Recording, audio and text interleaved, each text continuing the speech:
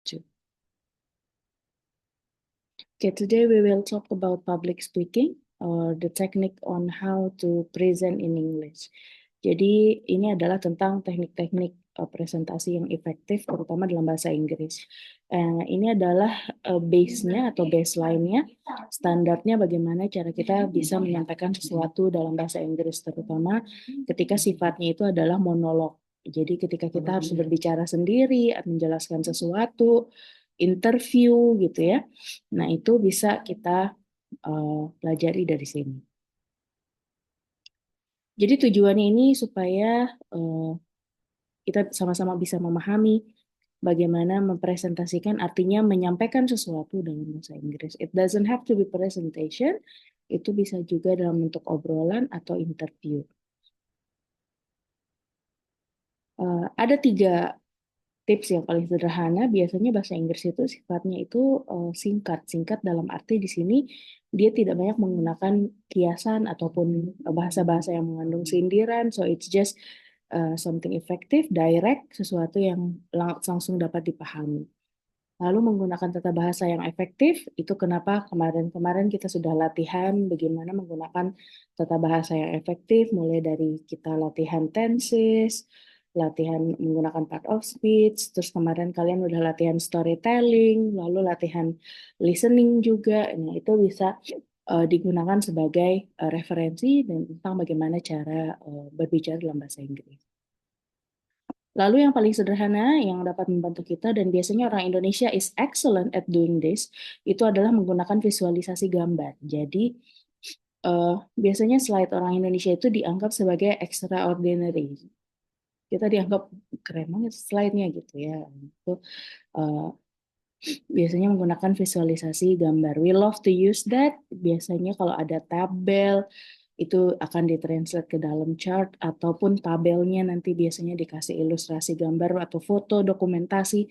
It really helps untuk membantu kita. Sebenarnya pada dasarnya penggunaan grafik ini adalah untuk mempermudah kita untuk menyampaikan apa yang menjadi inti dari hal yang ingin kita sampaikan kepada orang lain. Nah, jadi kenapa harus singkat? Efisiensi waktu dan juga mengurangi kita membuat kesalahan dalam bahasa Inggris. Jadi kalau kita berbicaranya terlalu bertele-tele itu akan membuka banyak kesalahan. Karena bahasa Inggris itu bukan bahasa ibu kita, bukan bahasa yang kita baru lahir udah langsung dipelajari gitu. But it's something that we learn throughout our life gitu. Sesuatu yang kita pelajari sambil kita bertumbuh dari sekolah, di kuliah kita belajar, atau misalnya kita encounter kita bahasa Inggris itu misalnya dari social media gitu. Nah itu sebenarnya kalau misalnya semakin panjang kita menulis sesuatu, peluang untuk membuat kesalahannya akan semakin besar. Tata bahasa yang efektif artinya grammarnya sebisa mungkin tepat.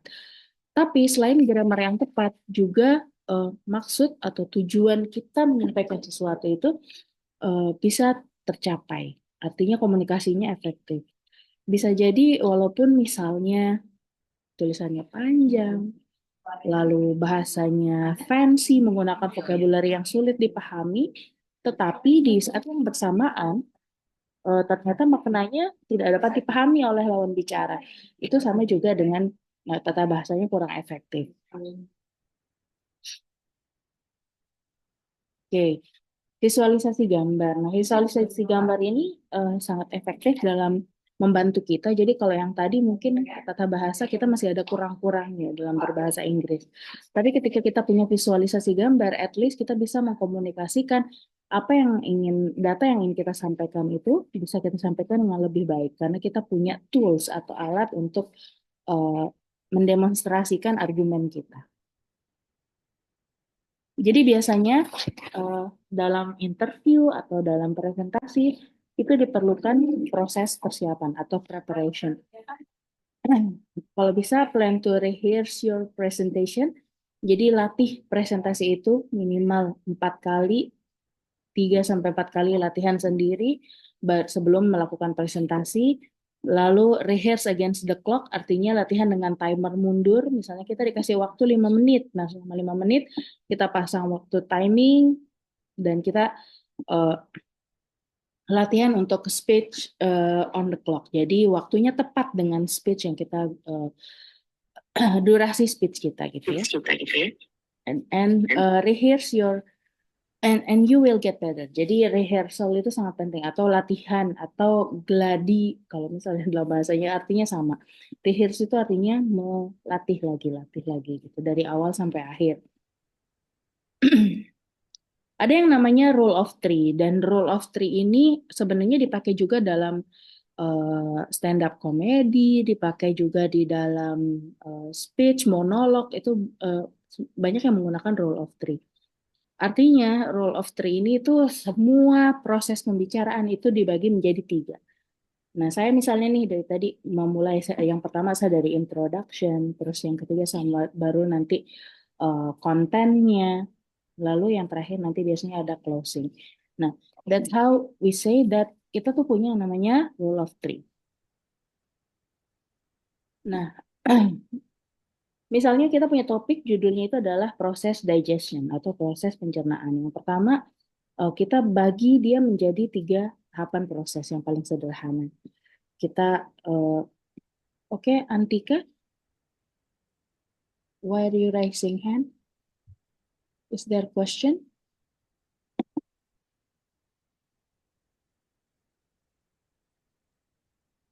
Antika tadi raise hand. Hmm?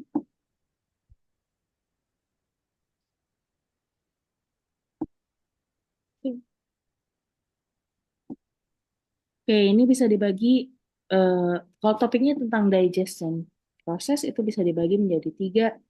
Ada yang mechanical proses, ada yang chemical, ada yang proses excretion. Jadi sederhananya adalah membagi suatu idea atau ide kita, ide pokok itu menjadi dalam tiga bagian.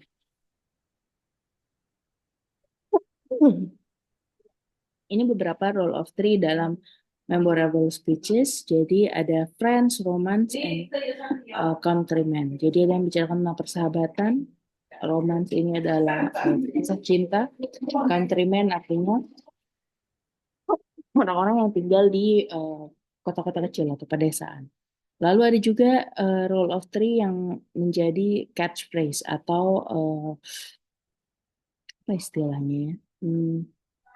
Tagline. Nah, stop, look, and listen. Lalu formula of success. Dia formula of success itu apa sih role of three-nya? Dream, plan, action. Nanti dibahas dream itu apa, plan itu apa, action itu apa. Lead, follow, or get out of my way gitu. Jadi ada banyak yang bisa uh, kita buat menjadi sesuatu itu bisa memorable. Uh, Kalau misalnya zaman sekarang mungkin kebanyakan itu adanya di branding. Jadi brand-brand yang menggunakan tagline itu sekarang mungkin rule of three udah tidak terlalu populer, but it is still the most effective way untuk communicating something. Sehingga biasanya orang itu dapat mengingat tagline itu bertahun-tahun kemudian.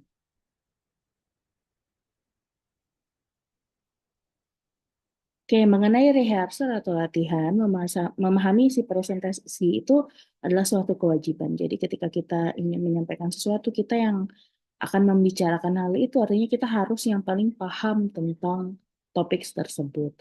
Lalu pahami juga karakter audiens kita. Jadi kalau misalnya audiensnya adalah teman sebaya, berarti bisa dibawa dengan sedikit informal, ada bercanda-bercandanya, you can be more relaxed.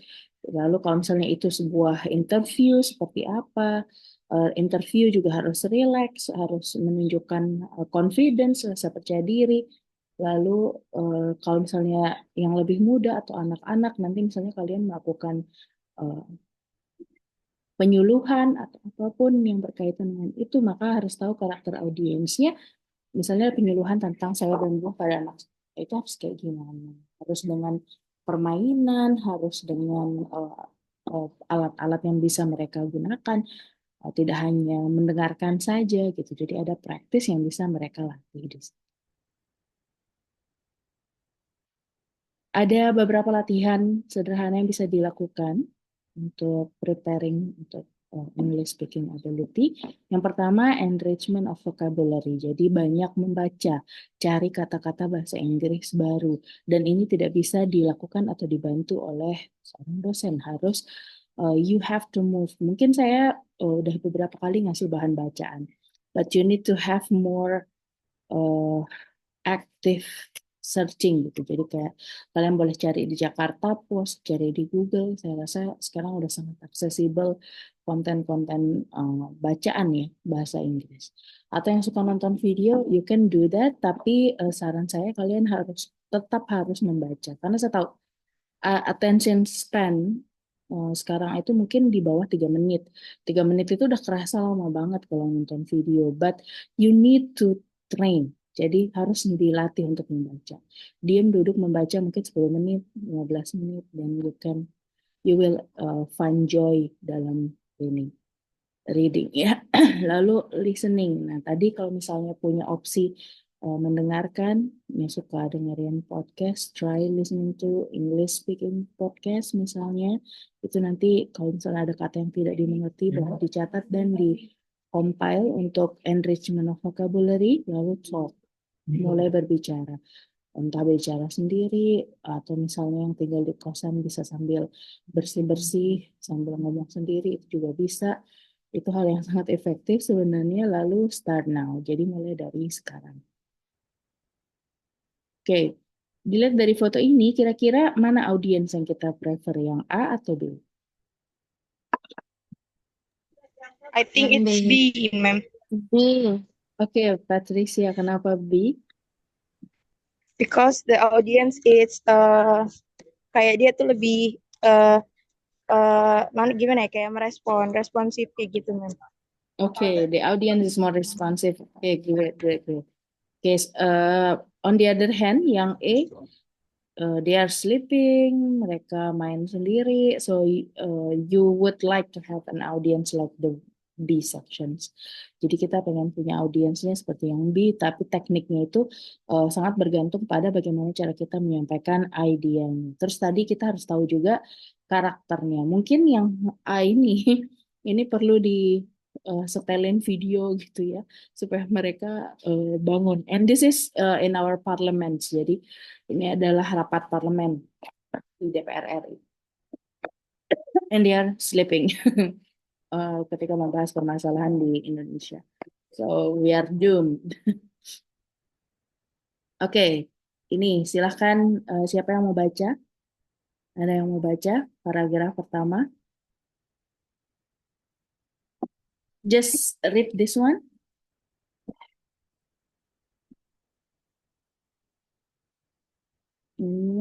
I miss Oke, siapa? Lila. Lila, oke, silahkan Lila. Oh, wait. Go ahead. Example, Indonesia latest official COVID-19 figures. The health ministry announced 3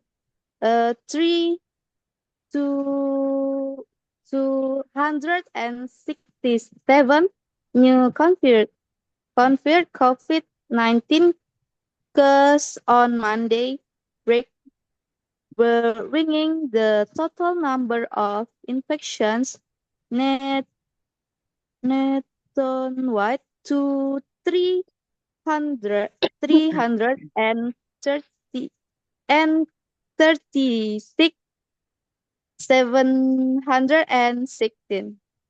According to data released by the ministry on Monday, 19 more people have died of the disease, bring the death toll to 11,935. The total number of recovered patients has also increased to 258, 519. The ministry added 33 and then 0 and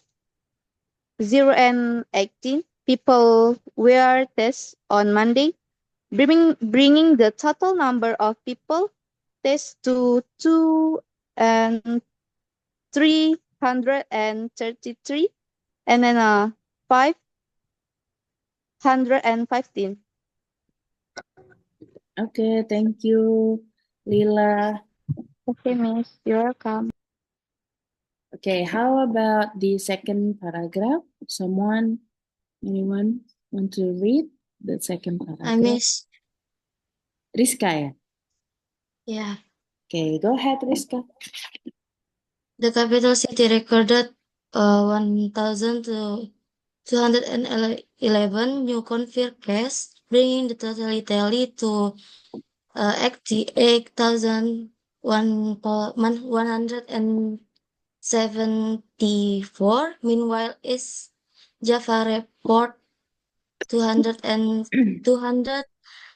and 6 new cases. West Java 286, Central Java 239, Riau 209, and West Java 166. The virus has spread to all the country, 34 provinces EMT.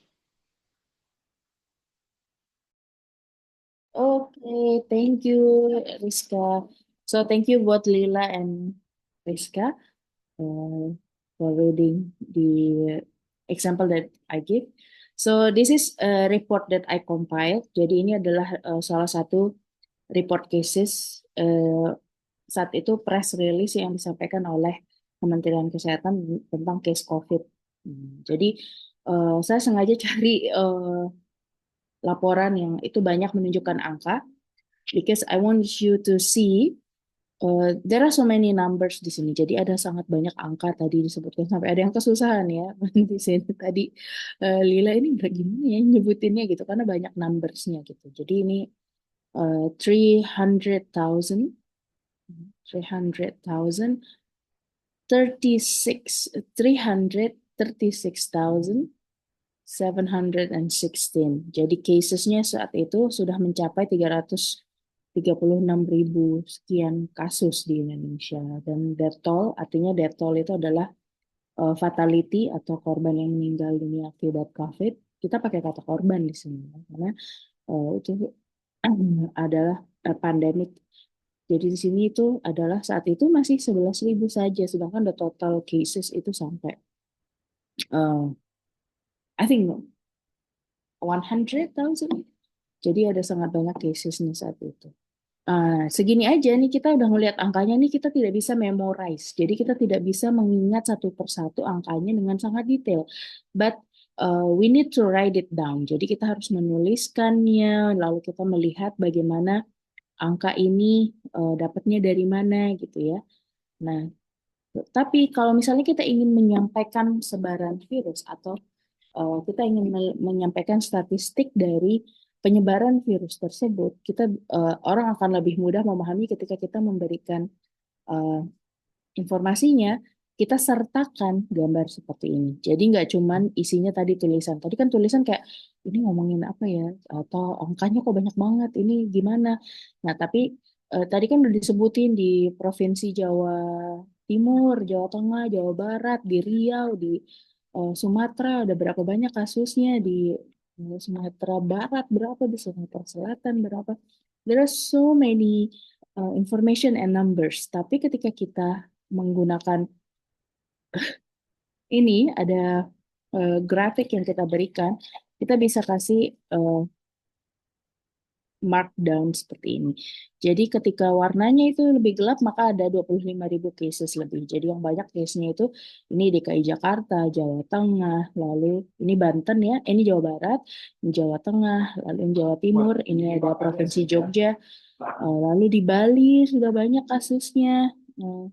Kita di sini kasusnya kurang dari 500 gitu saat itu. Jadi ini adalah sebaran per 11 Oktober 2020. Jadi Kementerian Kesehatan membuat peta ini setiap beberapa minggu, setiap 1 minggu sekali. Jadi ada petanya. Bahkan di tahun 2021 itu mereka membuatnya hampir tiap hari. Jadi updatingnya itu dilakukan hampir setiap hari. Ada tim data khusus yang memang tugas mereka adalah mengenerate jumlah kasus yang terjadi di Indonesia. Gitu. Jadi kelihatan ya, ini lebih mudah dipahami informasinya di mana mana ya provinsi yang kasusnya paling banyak. Nah, dilihat dari warnanya, mana yang lebih gelap itu artinya lebih banyak kasusnya. So, this is how you help yourself. Jadi kita menggunakan tools di sini pakai gambar, jadi lebih mudah dipahami. Gitu.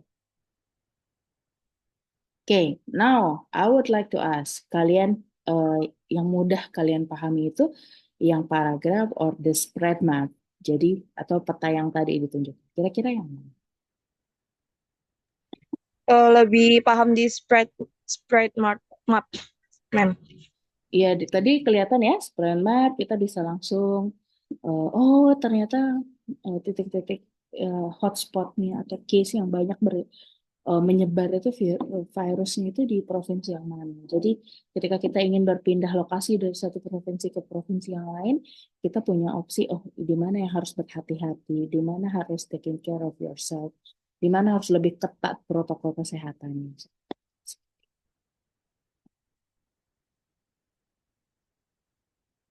Oke,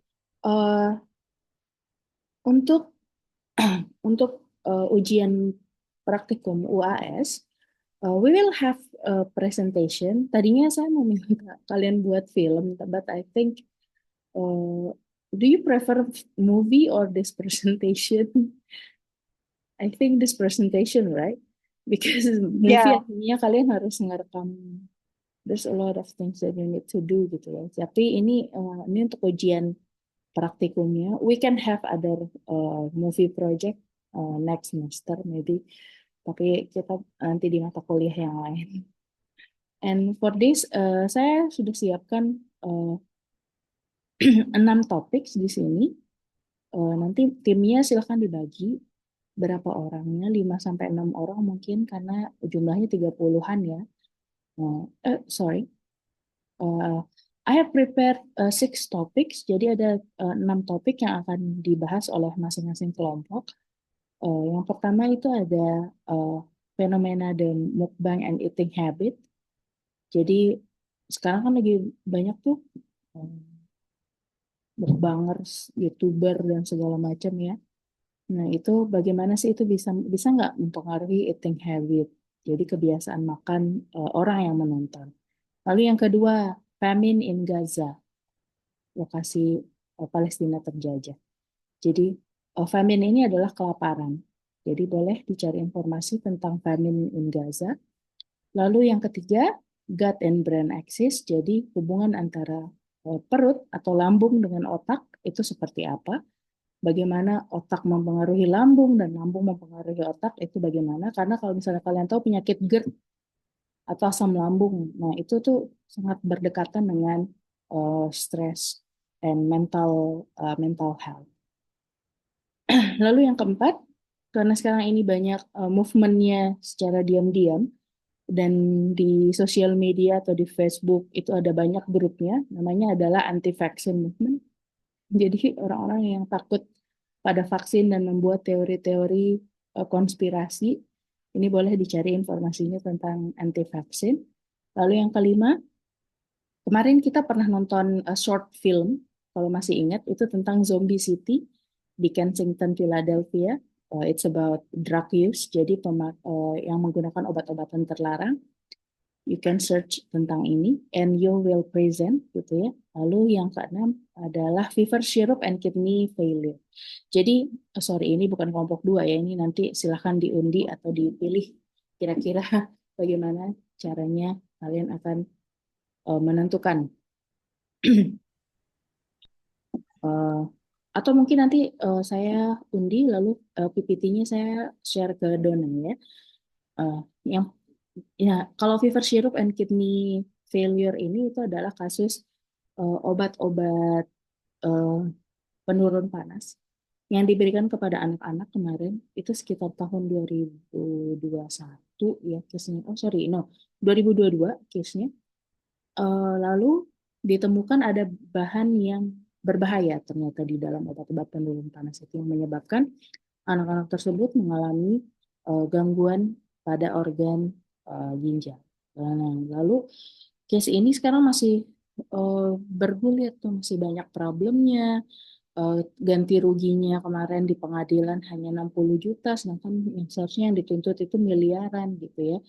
Nah itu silahkan nanti dicari informasinya tentang case-case yang saya berikan. Jadi ada pertama tentang mukbang, lalu tentang famine atau kelaparan di Gaza, lalu hubungan perut dengan otak, anti vaksin, gerakan anti vaksin ini tuh sebenarnya apa dan bagaimana.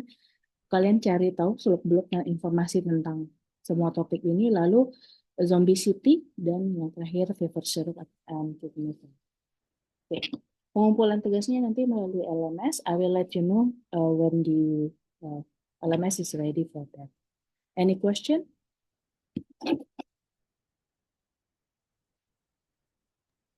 No. No, ma'am. Okay, Miss. thank you everyone for attending the class. I think the technicalities lalu konten untuk topiknya silahkan dikembangkan sendiri. Ya, mau pakai rule of three atau mau disupport dengan banyak grab itu akan lebih bagus lagi, atau kalian misalnya mau support dengan videos, you can do that as well. So thank you class A for attending the class this afternoon. Take care of yourself, stay healthy everyone, because I've already caught the cold ya. Jadi saya udah kena flu nih, kalian yang sampai kena flu juga. So take care of yourself. I'll see you next week, and we will do ujian kita. Selain presentasi ini nanti ada ujian tulis, but it's only a short kind of exam, hanya 40 soal. Untuk refreshment paling nanti ada soal listening that we will try to answer together. Thank you everyone for joining the class. See you again. Stay healthy. Oh wait.